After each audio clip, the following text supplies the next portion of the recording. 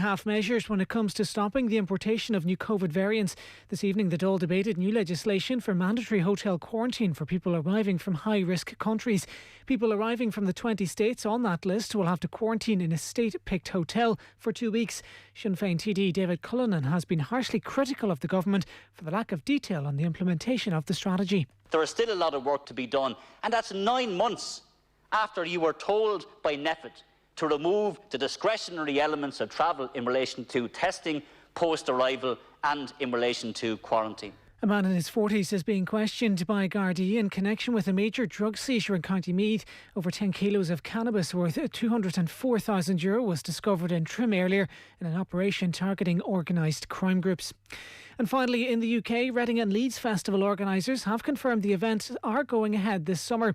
They posted on the news on Facebook following the British Prime Minister's announcement of his roadmap for lifting restrictions in England. Stormzy, Post Malone and Liam Gallagher are due to headline. It's 9:02. News Talk Weather. Thanks to the AA, you can find our best discounts on car insurance online. Go to the aa.ie. Most areas will be dry tonight, but there'll be showers in western parts overnight. Lowest temperatures of 0 to 4 degrees. And now you're up to date on News Talk. The Football Show on Off the Ball. With Paddy Power. Only the cream of the crop pick up Champions League medals. Jonathan Greening's got one. Gamble responsibly. Gamblingcare.ie. I'm prepared to do anything I can to play for my country again. Do it then. What about your start to the game? It wasn't bad, was it? Why should an honest answer be a mistake? How can a modern day manager not have a mobile phone? Why should he?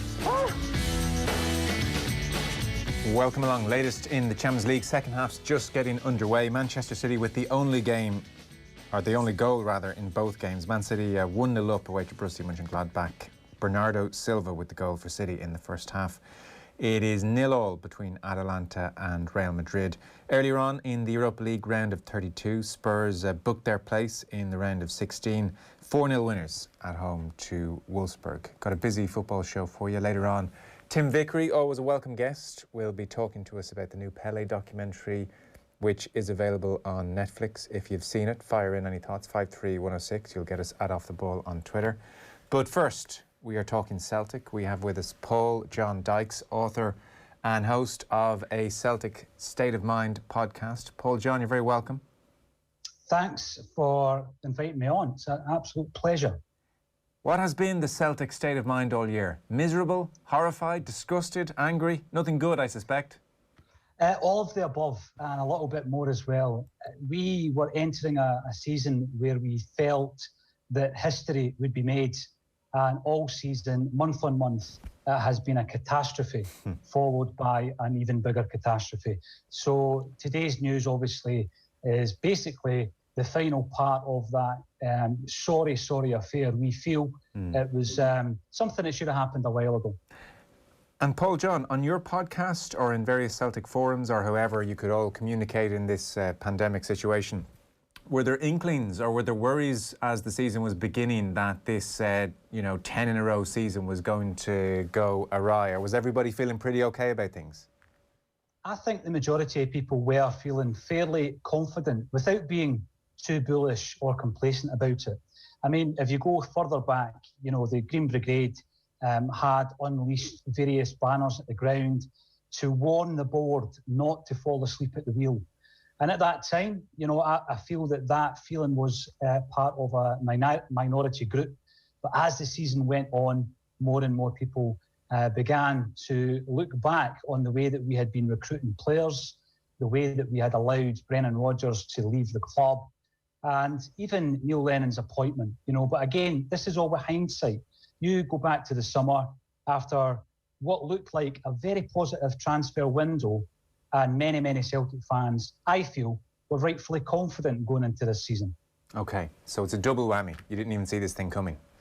We didn't. And again, we always expect the board to see it coming. We expect the powers at the club to see it coming. But as fans, we were just trying to stabilise ourselves, knowing that for part of the season, we felt we wouldn't be in the stadium. We didn't realise it would be for the entire season. But, very quickly indeed, it became clear that something was just not right at Celtic Park, way back in August. And, you know, after every big defeat, a group of fans, like someone, myself, a Celtic State of Mind, other podcasts, would come out and speak about a change being needed. Some people thought that was knee-jerk, but as the season went on, more and more people started feeling the same. Has there been a consistency to the performances? But when I say a consistency to the performances, I mean what's wrong with them? Like, is there just a fairly galling issue for Celtic on the field, or is it a whole spectrum of different things going wrong at different times? Well, there definitely is a spectrum of issues all around the club, but as fans watching on the park, the team playing with absolutely no tempo, no shape, no imagination, and strangely for Celtic, a lack of fitness. Right. A huge amount of goals that we've conceded this season have been after the 70th minute, and that's unusual for Celtic. So you look at the squad, we kept all the star players. We didn't sell anyone off in the summer. We brought in 6 new players. We felt we were strengthening the squad. Of course, Shane Duffy was one of those players. But, you know, it didn't click, and it hasn't clicked all season. You could go right back to the Ferencváros game in the Champions League, the first game against Rangers when we were well beaten. We didn't even have a shot at goal that day. And that was early in the season. And it went from bad to worse. Which brings us to Neil Lennon then. So defeat to Ross County on Sunday left them 18 points behind Rangers, and Lennon has announced his resignation. How culpable is he in all of this, do you feel? Hugely. I mean, it is a joint responsibility, and we keep saying this. There's an issue around recruitment, and interestingly enough, Brendan Rodgers came out today and spoke about the new manager will require autonomy when it comes to selecting his staff and his players. Right. I don't think Neil Lennon's had that. He didn't assemble his own coaching staff, and he didn't get his first choice of player. So we know that he was interested in Fraser Foster. We lost out. He wanted Ivan Toney. We lost out on him as well. We brought in Barkas and Ayeti for £10 million worth of new signings, and they haven't worked out. So Neil Lennon has to work with what he's got. I mean, he's got a talented squad. This is a frustration. Edouard, Christie, McGregor, Ayer at the back, Julien before he got injured. We've got a talented squad. He failed to play David Turnbull right through to the latter end of 2020. Turnbull's come on and been an absolute revelation. So the question would be, why didn't we play him earlier? We needed his creativity. And that was down to Lennon. When I think of Brendan Rodgers, I mean, and increasingly it's easy to do so given how things are going at Leicester, you think of a tactically astute coach, forward-thinking, a well-drilled outfit. When I think of Lennon, and please correct me if I'm wrong here, so I'm talking here in generalities and perception, but I would see more of an old-school coach, you know, of the Martin O'Neill school of, look, you're all players, go out there and do it, figure it out yourselves, you know, be men out there. And maybe in the modern era, that's less and less effective. So is that a fair observation of Lennon? I mean, you're watching them week in, week out. Would that be a complaint of Lennon's management? 100%. Yeah. And we could actually look at the first tenure under Neil Lennon compared to this one. Someone on the podcast last week said he's an analog manager in a digital football world. And I think that is the way to describe Neil Lennon. So first time round, we had a player up front called Anthony Stokes. You'll be aware of Tony Stokes. Now, if Neil Lennon shouts and screams at Anthony Stokes in the dressing room, he'll get a response from him, and he often did. If he tries that with Odsonne Edouard straight out of the PSG Academy, Odsonne Edouard will down tools and won't try a leg, and that's exactly what's happened. Some of his ex-players, so Marvin Bartley at Hibs, Kelvin Wilson and Joe Ledley at Celtic, have all recently come out and said that Neil Lennon did not place too much emphasis on tactics. And in 2020-21, that is suicide, because we've got a management team, albeit an inexperienced team at Rangers, who are led by Steven Gerrard, but we have Michael Beale and Gary McAllister in there as well. And they figured out very quickly how to play Celtic, and that was key. Which brings us to his replacement, I suppose. John Kennedy will take charge of the team for now. Is he likely to have any chance of getting the job on a full-time basis? I think we're in a similar situation than we were back in 2010 when Neil Lennon got the job first time round. He's got 8 games. I think it was 9 back in Neil's time. So John Kennedy's got 8 games. He's a highly rated coach. He's worked under Ronnie Dyler, Brendan Rodgers and Neil Lennon. But Celtic fans want a wholesale change. So when Neil Lennon stepped down today, and it was announced this morning that he had resigned, Celtic fans wanted the entire coaching staff to follow him. Because if you think about it, John Kennedy and Gavin Strachan are working with those players day to day on the training grounds. Obviously, Neil Lennon's a manager. He picks the team. He gives the team talk. He makes the decisions at the side of the park. But John Kennedy is also culpable. So I think even though he is one of the front runners when it comes down to the odds of replacing Neil Lennon permanently, it would not be a popular decision. Yeah. So even if they were to grind out, 7 1-0 wins and a decent result and a draw, and that, on the face of it, is a decent effort across 9 games, it mightn't bode so well for the future in reality. I don't think so. And, I might be doing an injustice to John Kennedy. He's been at the club, believe it or not, for 30 years. He's only 37. He's only 37 years of age. Right. And, Damien Duff said upon his departure from Celtic that he rated John Kennedy as one of the best coaches he had ever worked with. So that's high praise indeed. But as I say, it's guilty by association. He's been part of this downfall, this campaign. And I hope that it's only a temporary measure to have John Kennedy in place. The names I'm seeing bandied about include Eddie Howe, Rafa Benitez. I've seen Roberto Martinez's name. Haven't seen Roy Keane's name, actually. I would have thought that's an easy headline even. You would just think, well, let's just throw Roy Keane's name on a headline and we'll get lots of clicks, or we'll sell a few papers. I haven't seen Keane's name mentioned in relation to the job. I mean, he would be perceived as also of the Martin O'Neill era for obvious reasons. He would. I think recently former midfielder Stilian Petrov did give Roy Keane a shout out. Again, I can see how that's kind of received on the podcast because we've got a live and interactive section of that. And again, maybe surprising to some, it wouldn't be a popular choice. People do look at Roy Keane in the same kind of mould as Martin O'Neill. He's obviously worked with him at various jobs. But again, if you look at Keane's managerial record, he's only managed 151 games, and I think only 1 season was in the top flight in England. So, Celtic fans are looking at, managers like Eddie Howe. Rafa Benitez has been mentioned, and as have Roberto Martinez and Sean Maloney. Now, these are top-end managers, and, they're also, I'm sure, going to be chased by some of the clubs down south. So what I will say is whatever the appointment is will indicate to the Celtic support the level of ambition of the new board and the CEO who's coming in the summer. What's the financial situation at the club? Well, we recently announced our half-term results, our interim results, and Celtic had lost a great sum of money. We were basically £12 million down. Our loss is £6 million. So we are stable in terms of Scottish football. I mean, the clubs throughout the game are going to be in a dire situation. Celtic were in a good position before we went into the pandemic.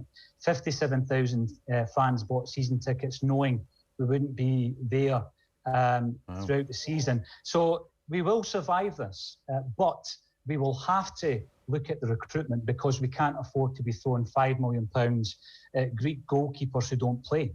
Yeah. So Celtic sold, did you say 57,000 season tickets at the start of this season? We did, yeah, 57. We were able to sell a few thousand more in the knowledge that we wouldn't actually be in the ground. So the maximum was 57 and we sold out. Now, the club are actually going to be asking the season tickets to renew in the coming weeks. We would expect that at some point in March normally. And I think the announcement today was part of a charm offensive because the club really need to keep the supporters on side. So certainly a healthy quotient of those 57,000 were in effect just charitable donations to the club from fans. Yeah, they were. And, what we got in return was a virtual season ticket. We got a pass to Celtic TV. It wasn't great. I was getting text messages if someone was watching it on another broadcaster because they were getting the game live, and we were 7 or 8 seconds behind. So it's not been a great season, but Celtic fans realised the magnitude of this season, the fact that it was 10 in a row. So you're right, it was really donations, but the club are now being faced with, I'm not going to say a rabid fan base, but questions have been asked, protests have taken place outside the ground already this season. And I think the departure of Peter Lawwell, first and foremost, followed by Neil Lennon, are 2 ways closer to trying to get the fan base back on board. But again, a lot of that's going to hinge on who will be the manager. As for the playing base, I've seen the accusation made that a number of the players down tools. You mentioned the striker. So has that happened? And who would that be aimed at? Like, how many players, if I was to ask an average Celtic fan, do they reckon have down tools? You know what, that comes from comments made by Neil Lennon after we were knocked out of the Champions League. And he came out and said that there are players in that dressing room who don't want to be at the club. So Neil Lennon came out and said that. And I think the reason he did it was to try and get a reaction. I think he was playing mind games. He's always been known as a motivator. But you know this, it backfired. Right. So the types of players you're looking at are Olivier Ntcham, who's gone out to Marseille on loan, Jeremy Frimpong, who has been transferred to Bayer Leverkusen, Odsonne Edouard, who is our game changer. He's the man who can turn a game on its head. Ryan Christie, who wants to move down south. And finally, Chris Ayer. And out of that bunch of players, the one guy who's never let us down this season has been Chris Ayer. I mean, he's had interest from AC Milan. He's going to go to the very top, but he's not allowed the disharmony within the dressing room to affect his performances. In the short term, of course, there is the prospect of Rangers being able to clinch the title at Parkhead on March 21st. I presume you'd all rather avoid that. That is the worst case scenario. And I remember the last time that happened, in actual fact. Yeah. It's one of these things that I know certainly Rangers fans would look forward to that. But the magnitude again of that, it really is rubbing our nose in it. And also it's a stark reminder that, the pendulum of domination has swung back and forth in Glasgow for generations. We're watching it swing away from Celtic Park in the cruelest possible fashion. It would all happen at our own patch. So we hope it doesn't happen. Rangers have not been beaten domestically this season in the league. They don't actually look as though they will be beaten. So that's something that we won't be looking forward to. How big a deal has the 10 in a row thing been? It's been massive. It's been all-encompassing. We've been speaking about it since 2013, 2014. People were selling merchandise this year saying that it's going to be 10 in a row. Had, obviously, we'd been in the grounds, that would have been the chant all season. But you know what? It might have actually been one of the main reasons for us capitulating. We have been so focused on domestic domination that we have been happy to be just one step ahead of the competition. And across the city, Steven Gerrard has built a unit. He's built a very competent side, and they all work for the manager. And as I say, they could go throughout the entire league campaign unbeaten. Even if Celtic were at their very best this season, it would be neck and neck. Right, okay. So Steven Gerrard's doing a very good job. God, 10 years. I mean, it's a hell of a thing to have to start over again, that 10 in a row. I remember back in the bad old days when Rangers were winning 9 titles in a row. Yeah. And I never thought in my lifetime that I would see it for Celtic. I never thought I would see Celtic playing in a European final. And I have. I've seen all of these things. I've been there. I was at the games. We've enjoyed a quadruple treble. And it's fine to look back, but we can't rest on our laurels for much longer because, as I say, what happens at Rangers is they win the league. They have an opportunity to access Champions League riches. If that happens, the financial gap will shorten. Celtic, over the last 10 years, have been weighing ahead the most rich club in the country. If we ever fell into any kind of trouble, we could probably buy ourselves out of it. This season, the capitulation this season has thrown everything out the window, along with the kitchen sink. So we really need to act quickly, and I think that's why there are real concerns around this appointment. It is a massive appointment. It's as big as the appointment that we made when Martin O'Neill came in as a manager after the John Barnes and Kenny Dalglish experiment. A final one for you. What of the Shane Duffy situation then?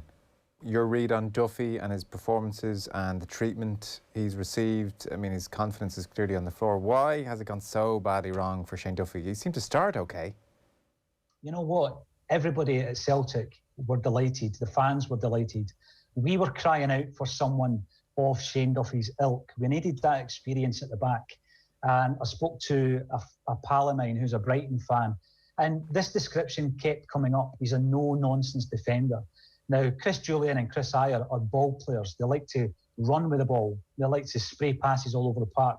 And what we wanted is we wanted someone to come in with the experience of a Shane Duffy. Obviously, the Irish connection. You know, he's captained Ireland. He comes in. He's a Celtic man. And it's been horrible to watch. It's been absolutely horrible to watch. He's simply not performed. He's had personal issues. He's had injuries. And, you know, the likelihood is he'll go back to Brighton in the summer. But the Celtic fans truly wanted that to work out, and it simply has not worked for all parties concerned. Yeah, it is a pity. Final one for you, Paul John. Just it's occurring to me, obviously we don't have fans in the stadium now, so you're probably going to have to go back to maybe a year ago or whatever. But you talked there about growing up and watching the Souness era and now into the 2000s, and so you've been around this rivalry with Rangers for a very long time. Is it as toxic, for want of a better word, and hate-filled and sectarian as it's ever been, or has that changed over time? I don't think it's any better, put it that way. I think what's happened is, you know, both clubs are huge institutions across the world, not just in Scotland.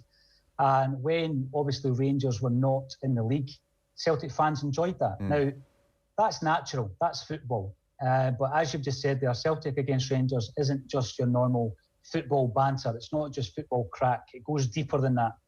And when the situation arose where it looked likely that Rangers would actually win the league, the big thing for me is the football fans need to enjoy their own success rather than someone else's demise. But in Glasgow, that doesn't work. That doesn't happen. So they are just as enthused about our downfall as they are about their own success. It hasn't gone away. You would hope that in generations, the hate and the sectarianism and the bigotry would ease off a bit. You know, we're living in enlightened times now. And let's just hope that when people come out of the end of this pandemic, and we've all had a lot of time to think, you know, we've weighed up what's important in life. It's great to have rivalries, of course it is. But let's just remember what's important in life. And when we get back into those football stadiums, let's remember the hard times we've all been through. Yeah, well, listen, that's a nice note to finish on, hopefully. Paul John Dykes, author and host of Celtic State of Mind, the podcast. Thanks so much, Paul John. Appreciate it. Anytime. It was an absolute pleasure. Cheers. Latest in the Champions League. Still 0-0 between Atalanta and Real Madrid. Manchester City, though, have gone 2-0 up away to Borussia Mönchengladbach. 67 minutes on the clock. Gabriel Jesus with the goal in the last 2 minutes or so. Bernardo Silva with Man City's first in the first half. So Man City 2-0 up away to Borussia Mönchengladbach. 0-0 between Atalanta and Real Madrid. There's a new documentary on Netflix. It's about Pele, so we could only call Tim Vickery. Football on Off the Ball. With Paddy Power. Champions League nights on Off the Ball. Bigger than Zlatan's ego. Gamble responsibly. Gamblingcare.ie. Show Me the Science with Professor Luke O'Neill. A News Talk original podcast series focusing on different issues, from the serious to the silly. All explained through science. Catch up on the podcast series at newstalk.com or on the Newstalk app. Shop online with Harvey Norman for big deals on home appliances and technology. Save €110 on the LG 49-inch smart TV, now $439. Or get the Bosch 8kg heat pump dryer with auto dry feature, now €589. And at Harvey Norman, we're matching all competitors' prices, even their sale prices. So why shop anywhere else? Shop online at harveynorman.ie or safely in our spacious stores, open until 6 p.m. daily for home appliances and essential technology. Go! The battle for the Premier League is wide open. Oh. Don't miss any of the action with the Now TV, Sky Sports and Sports Extra Pass. Now half price for 3 months. But he's pulled it back instead to Pogba! Oh, what a finish that is from Paul Pogba. Only pay for the games you want. It's your sport on your terms with Now TV. Search Now TV Sports to find out more. 18 plus, content streamed via internet. Standard pricing after 3 months. Further terms apply. This is 1963, the brand new debut album from Pele. Featuring the hits We Met at a Party, Graceful Dancer, and new single Point of View. With 100% of proceeds going directly to the Marie Keating Foundation, this is an album with a difference. 1963, available now on apelamusic.com. Over 2 centuries, one family business in Dublin has earned a name for excellence in funeral care. Every day they continue to work hard to retain that good name. The name is Fannigan's. Dubliners trust Fannigan's to take care of them on their final journey with empathy, compassion and dignity. And Fannigan's never forget whose journey it is. In over 200 years, some things don't change. Fannigan's, when your thoughts are with them, ours are with you. The Fannigan Group includes Carnegie's, Kirwins and Nichols. Football on Off the Ball. With Paddy Power. Fake crowd noise? The Emirates never sounded so good. Gamble responsibly. Gamblingcare.ie. You're welcome back. If you're just tuning in, 2-0 to Manchester City away to Borussia Mönchengladbach, and it's 0-0 between Atalanta and Real Madrid. About 68 minutes gone in those games. Football on Off the Ball with thanks to Paddy Power. For information on responsible gambling, visit gamblingcare.ie. Now, I mentioned new Pele documentary on Netflix. I don't think anywhere in the world there's been an atmosphere quite like this. Mas o Brasil é o meu país. Significa tudo para mim. Pelé foi tudo. Acho que o grande presente que você ganha na vitória não é a joia, né? Now, I didn't understand any of that, but Tim Vickery did. How you doing? I'm very well, John. How are yourself? Yeah, very well, very well. So you haven't seen this, so I watched the vast bulk of this afternoon. So I'm going to fire some stuff at you, and you can give me your response. Yeah, I'm gonna have to get dragged screaming and kicking into the 21st century. What is this Netflix of which you speak? I think my wife and my stepdaughter, I think they do it. So I'll have to get them to kind of line this up for me. But you know, me, sorry. I wasn't born for these times. You are already using far more technology speaking to me right now than Netflix. Well, there you go. I'm interested in this, obviously, for obvious reasons. But one is, it's a kind of project that I flirted with the idea of doing 25 years ago. I'll bet, yeah. When Pele was sports minister. And when he was sports minister, that meant that there was a certain opening there. And he gave an interview where at the time he was involved in changing legislation in Brazil to introduce freedom of contract for players, known as the Pele law. And he mentioned in an interview that back in the day when he was Pele, when he was playing, he could have done more for footballers. He kind of regretted that he didn't do enough. And I thought, hey there, bang, open door. Let's use that as a starting point to try and investigate what he did and what he didn't do and what he could have done. So I tried to set that up as an interview. And the Brazilian the ministry there, they would only let me do that. They would say, all right, we'll give you an interview, but you've got to go to New York to do it. And at that time, I didn't have money to cross from one side of Rio to the other side of Rio, let alone New York. So, you know, that idea died. And when he stopped being sports minister, it was clear that we weren't going to be, no one was going to be able to do that kind of thing, you know, because it just goes back to public relations. So the question becomes, I think, Joe Malloy, why has he opened himself up to this line of questioning with this documentary now, which I see took months of negotiation? And I think now, and he is obsessed with his legacy, and he is every entitlement to be obsessed with his legacy. And one of the horrible things about being such a public figure is that sometimes you don't control your own narrative. You know, other people write your life story for him. And over the last few years, I think a couple of things have happened. And he always was seen as there's a lot of lazy journalism involved in this, even by great journalists. The kind of good guy, bad guy, Pele, Maradona. And the younger generation haven't bought that. They haven't gone along with that. A lot of the younger generation have really related to Maradona's rebel stance and seen Pele as a overly conservative figure in a suit. And also the younger generation have tended to be disparaging about what Pele did on the field. Oh yeah, who was that against?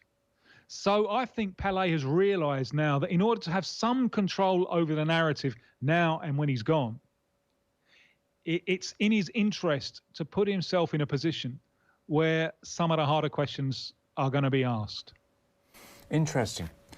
I mean, there's an opening, various montages, as you might imagine, and then there's an empty chair and you're waiting for Pele to walk to the chair, presumably to be interviewed, and the striking thing is that, of course, he's coming out with a walking aid. That's what first grabs you. My God, he's very old now. He's in his 80s. So he sits down and they start and... Well, not only is he in his 80s, he just turned 80, but he's also a former footballer who's in his 80s. Sport at that level is not health. No, it's almost the opposite of health. If you think of the battering that his body took during his playing career, he paid a price to be Pele.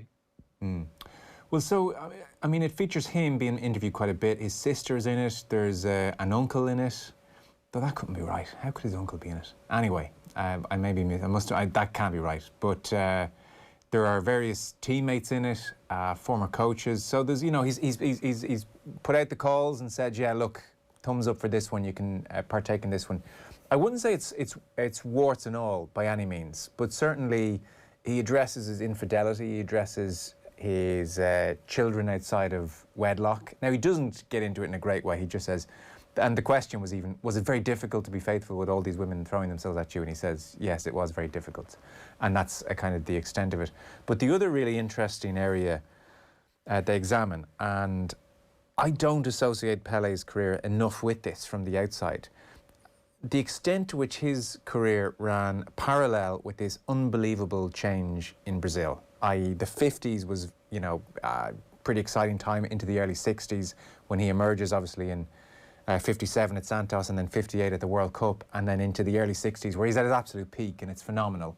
And then the military coup happens. And that's where it gets really interesting, and the extent to which his career runs in tandem with the early days of this dictatorship. So 64, the military coup happens.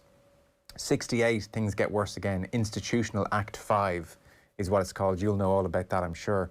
Government tools to secure order and peace. So they took away every freedom you could imagine. Arrest without due cause. People simply disappeared. Pele at the time, and even now, said life didn't change that much for me. But General Medici, the cruelest dictator Brazil ever had, is what it said in the documentary. Loves football as well. And, in 1969, for instance, when Pele scores his mythical 1,000th goal, 3 days later he flies to Brasilia and has a very public sit-down with Medici, and they hug and they have coffee. And, and you can imagine a lot of the way it's edited, it shows Pele scoring goals and then dead people being carried through the streets and horrible violence. It's cut back to back. The message is pretty clear. And I guess here's the question. They do address in the documentary the sense that Pele wasn't just politically neutral, it's that he was submissive, and people close to him are critical of him. And, the parallels are drawn with Ali. Equally, somebody else in the documentary says, well, Ali, he was giving up things, sure, but he wasn't at risk of torture and maybe death, This was a dictatorship. And what Pele says now is, look, I'm not superhuman. It was a dictatorship. What did you want me to do? I was a footballer, I was one person, but it was a dictatorship. So there wasn't much I could do. It's really interesting that they went there. This is very much a political film as much as a Pele film. It's about how great Brazil seemed to be in the 50s, early 60s, birth of a modern nation, exciting, fun. Brazil come from nowhere, win World Cups, that's part of the story. And then, boom, this tragic dictatorship is born, and Pele's place in it all. So that's quite a long, it's not even a question, but that's to give you a sense of and the listeners of how this documentary goes about the Pele story. It's not just football, here's another goal. Yeah, I mean, a number of things to come out of that, I think. And the big one is people are looking for too much from a sports star if they think that he's responsible for saving the nation from dictatorship. Also, I mean, the military dictatorship is a controversial era. I think the current Brazilian president, who was elected democratically, idolizes it. There are some on the right, even inside the government, who claim that the term military dictatorship is false. The military had presidents, but the institutions, Congress and so on, were operating. Now, anyone who disagreed with them was removed from the political process, so that's not a line that I take. But that military dictatorship, it did have mass support. Much is made of a march of students towards the end of the decade that was a march of 100,000. Well, at the time of the military coup in '64, the right wing, the pro-God family thing, they could put 1 million out on the streets. And so there was mass support for this regime.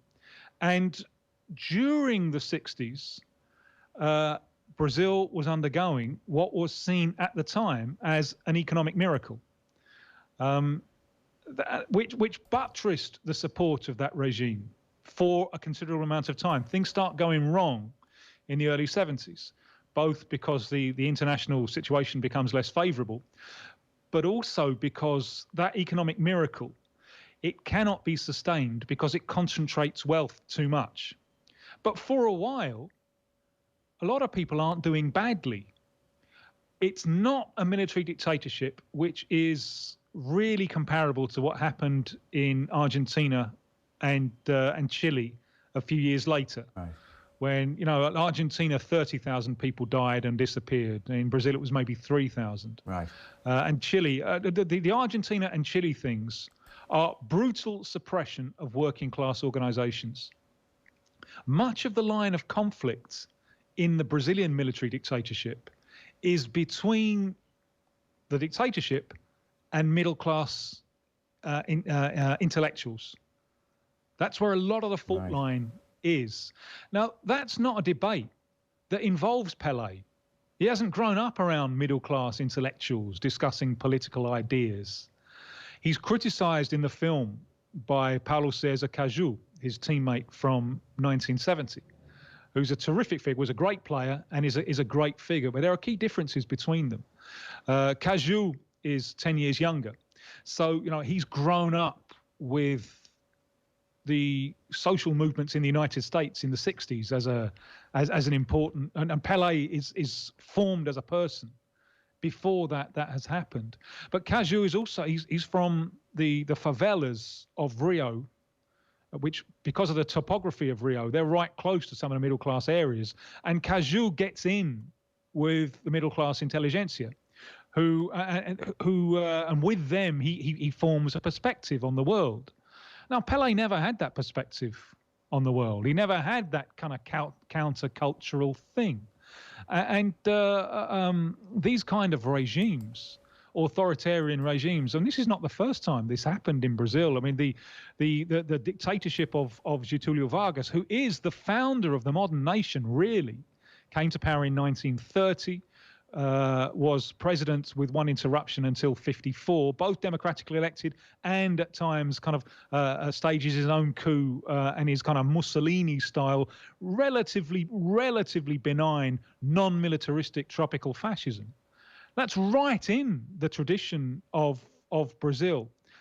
And I think it's important to make these points. When you can clearly the film definitely oversimplifies that then, because I was watching it and there was a sense of like, geez, 50s boom and 60s, early 60s, Pele at his peak, looks like a lot of fun, and then like this evil takes over and it's death everywhere. It was akin to what I thought. You say it's not like the Argentinian dictatorship. No. It's kind of presented that way, I would say, and like this was just unequivocally horrific in every single way, and Then that's a huge simplification. Okay. I mean, clearly, by every inclination, I am totally opposed to the military government. There is a difference, I think, between them and the lot who are in power now, is that at least the military government at the start, they did have a project. So they had some project to develop the country. It wasn't just dreams of privatising everyone, and now I just can't see what they have to offer at all, apart from trying to flexibilise and increase access to weapons for the population. There was some kind of project that they had in '64 for developing the country. It was wrong-headed, and the big phrase at the time was, "Let's make the cake first, and then distribute it later." It doesn't work like that. That doesn't work. Part of making the cake is distributing it, because then you have, with more distribution of income, you have an economy that is sustainable. And there were all sorts of brutalities taking place in the dictatorship, but a lot of working class Brazilians, not politicized working class Brazilians, would look back on the late '60s as a happy age. I mean, '70 is so important. The '70 World Cup is so important because it's the first time that it was on TV live in Brazil. And more people have TVs. TV ownership has just gone whoosh. So, there are people buying these things. So it can be oversimplified, that era. And I think the contrast with Ali is interesting, because you don't see the collective greatness of an Ali in Pele. But then again, Pele comes from a very individualist society, a very kind of every man from himself type of society. And in the case of Ali, the lines are so clear-cut, aren't they? Who is black and who is white, and who is doing what to who? Who is lynching who? Who is denying the right to vote to who? It's so clear to identify who is black and who is white, and which side are you on. And then throw in that there's the Vietnam War, where young blacks are being sent to die thousands of miles away from home. Now but that's not the context that Pele's in. The lines are really not anything like as clear. So Pele is dealing with an authoritarian reality that the vast majority just went along with. As I say, the conflict is more with middle class intellectuals. That's much more in Brazil than is the case in Argentina and Chile, where a concerted attempt is made to break working class associations. Okay. This focuses on kind of 58 to 70. It's his World Cup years, really. Like, it doesn't get into the Pele I grew up with, which was a guy who was just hoovering up every advertisement he could do. And, I'm surprised it doesn't go into 74, and I'll tell you why. Go on. When 74 is crucial in this whole narrative about the military dictatorship, because he didn't play 74. His last competitive games were for Brazil at the '70 World Cup. He played a few friendlies afterwards and then bowed out. They were desperate for him to play 74. There were all kinds of appeals made for him to play in 74, and he didn't do it. Now, from a distance, at a time when the military dictatorship was seen as a bad thing, Pele then said that he'd never said at the time. He said, "I didn't play the World Cup in '74 as a protest against the military dictatorship." This is, I think, the kind of cynical side of Pele, because if this was a protest, he certainly didn't make any protest at the time. Yeah. None at all. Yeah. So what's the point? If you're going to protest and no one knows you're protesting, what's the point? Yeah. But also, I don't think the claim is a reasonable one. I went in depth with this a few years ago, in-depth interviews with Mario Zagallo, who was the coach in '70 and in '74, and Tostão, who was the centre forward in the '70 team. The brightest fella he ever played football with. And Tostão said, no, it's got nothing to do with military dictatorship. It's all about the fact that he wanted to control his own narrative, and he left the stage at the best possible way that he could leave the stage in '70, because going into the 70 World Cup, this is something which has conveniently been forgotten by many. There was a strong lobby that didn't want him to be in the team, that thought he should be dropped. So in 70 is really his act of revenge. It's where he wanted to leave the stage. Zagallo, who was the coach, who really wanted him to be in the team, Zagallo said no. It was all about money. He'd signed his contract with an American multinational, and he could make more money doing that than he could playing for Brazil in the World Cup. Now, both I think are true. Part of Pele, and part of the unbelievable genius of Pele, the footballer, is I think there is the perfect synthesis in there. There's a perfect synthesis of his two parents, of his father and his mother, in that the two motivating forces in life are pride and fear. And he has these very, very strongly from both of his parents. His dad, who's a great footballer, easygoing, lovely smile, but immense pride in being a footballer, immense pride. And you see that in Pele. Pele is immensely proud of his profession. His mother is a very, very strong character at a time when, for married women in Brazil, there were no outlets for that. You know, you're a housewife. There's nothing really you can do. And so that strength of her character, that becomes fear, the fear of being unable to provide. And he had a very precarious childhood, especially when his father, on his big day, suffers a serious injury. And that ends the family's dreams of social advancement. It means his dad is cleaning the doctor's surgery and so on, and Pele's a shoeshine boy. And there is no way that his mother wants him to be a footballer, and he has to overcome really strong maternal resistance to the idea of becoming a footballer. But that fear of poverty, I think he will go to his grave not feeling financially secure, which is a terrible thing. But that's what child poverty does to people. It really leaves a mark. But in his case, that fear drove him.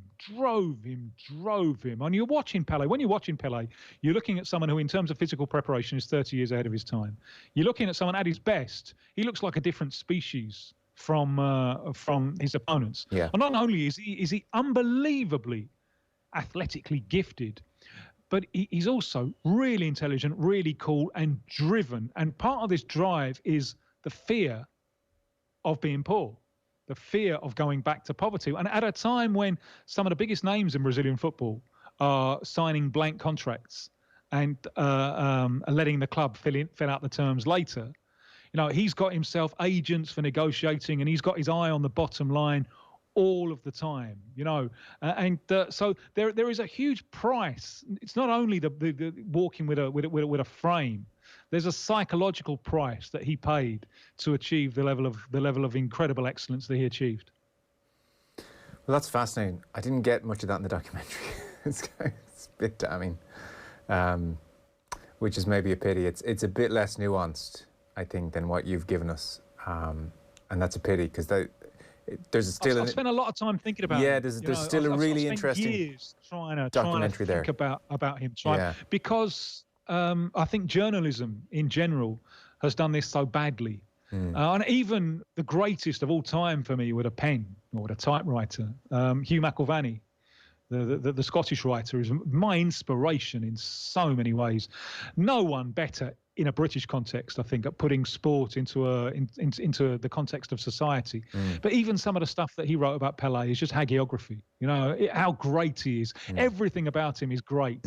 And there's a human being in there with human flaws. I mean, I can't see anything wrong in his infidelities, to be honest. I mean, I have no moral perspective on that whatsoever. No. But the way that he treated at least one of his daughters born out of wedlock is deplorable. Right. You know, if you bring someone into the world, you have to take responsibility for that, and you can't always do it on your terms, which is what he wants to do. What he wanted to do, and she had a political career, pushing for responsibilities of fathers to be enshrined in law. So he wasn't perfect. He wasn't a saint. He couldn't have been to be as good as he was, because you don't get that good at anything without an almost insane level of drive and ambition.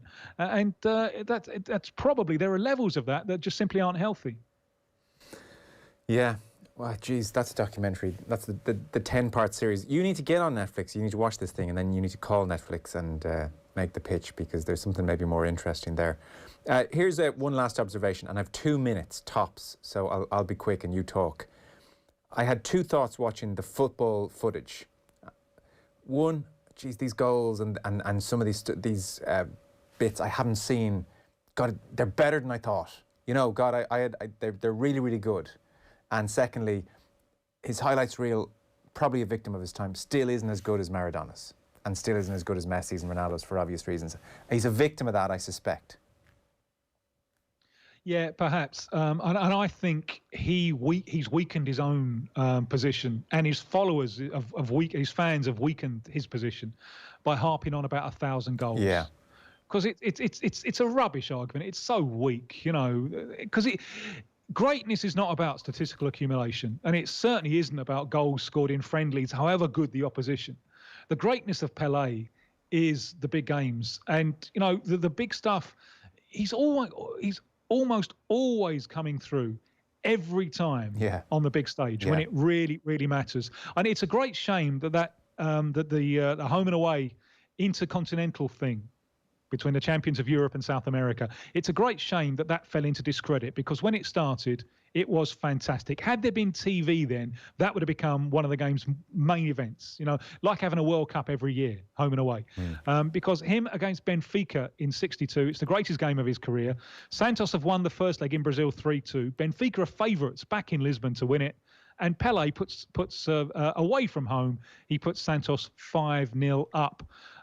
With a combination of either scoring or making goals, and he's just charging through a fantastic Benfica defence as if he's like Brian Glover in Kes playing against kids. It's like watching someone from another species. And if you want to see what Pele was all about, that was a huge, huge game, the biggest club game he ever played. Watch him in it and marvel. Yeah, I'm probably doing him a disservice there. Tim Vickery, thanks so much. My pleasure, thank you. Latest in the Champions League, Man City 2-0 up away to Borussia Mönchengladbach, Atalanta 0, Real Madrid 0. Back in a sec. Football on Off the Ball. With Paddy Power. Ready for your next big move? The trip from the fridge to the couch. Gamble responsibly. Gamblingcare.ie.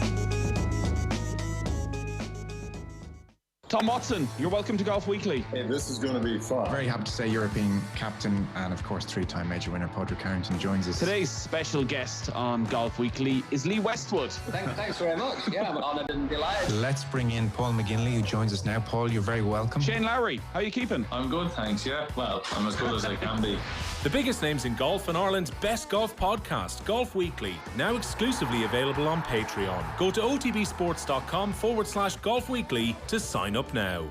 Shop online with Harvey Norman for big deals on home appliances, like the Whirlpool 9kg washing machine with fresh care technology, now $449, saving €50. Or save €90 on the Bosch 7kg washing machine with Eco Silence Drive, now $389. And at Harvey Norman, we're matching all competitors' prices, even their sale prices, so why shop anywhere else? Shop online at harveynorman.ie or safely in our spacious stores, open until 6 p.m. daily for home appliances and essential technology. Go!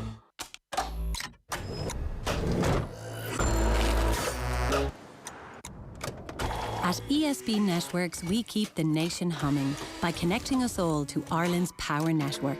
To increase the capacity and maintain the safety of the network, we may need to temporarily switch off the electricity in your area for a short period. As always, we will let you know in advance if you're going to be affected. To find out more, visit esbnetworks.ie. Free live streaming on all UK and Irish horse races now available on the Boyle Sports app. Fancy that informed striker? Markets now available on shots, left foot, right foot and headed goals. Track your bets and cash out, or stick to your guns with cash out now available on 12 different sports. Boyle Sports. This is betting. Gamble responsibly. See gamblingcare.ie 18+. Connect more with Air Mobile, Ireland's largest 5G network. Switch today to get the new Samsung S21 for only €149 and we'll give you free Galaxy Buds Live. All of this with 99% 4G coverage, unlimited calls and texts and no limits 5G data. For more, call 1800 500 300 or visit air.ie. Air, let's make possible. Unlimited allowance subject to fair use. Samsung S21 for €149 subject to switching to Air. Free Galaxy Buds to be redeemed directly from Samsung. Available on selected plans. 5G network coverage subject to availability. For terms, see air.ie. Football on Off the Ball. With Paddy Power. Champions League nights on Off the Ball. Bigger than Zlatan's ego. Gamble responsibly. Gamblingcare.ie.